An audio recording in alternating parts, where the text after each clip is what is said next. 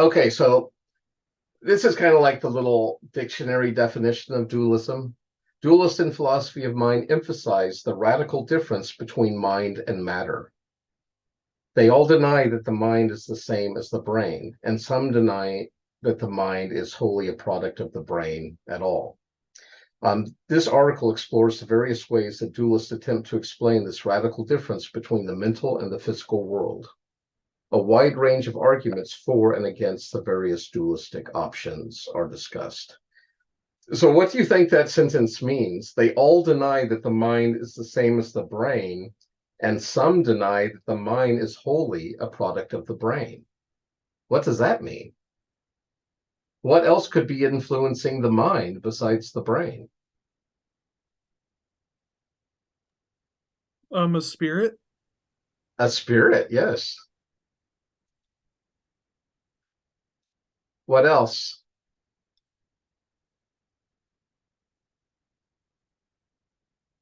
How about your gut? You hear people like, I went with my gut, and people even talk about in our cardia area that in some cultures that is the seat of where consciousness is. I also teach cultural anthropology. I think it's so interesting. There was a tribe in Papua New Guinea that believed consciousness or the mind resided in the throat, not the brain, the heart, or the belly, but the throat. And I'll never forget, they were burying this woman alive because she had lost the ability to speak.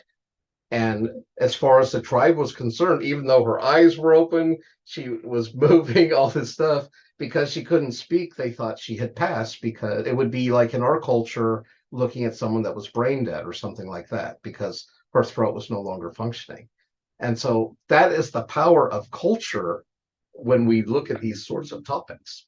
Um, but it's so interesting. There is a lot of contemporary research going on now about gut health and probiotics and all that kind of stuff, and how supposedly that can actually affect our mental states of being, not just our physical well being, but even our mental well being.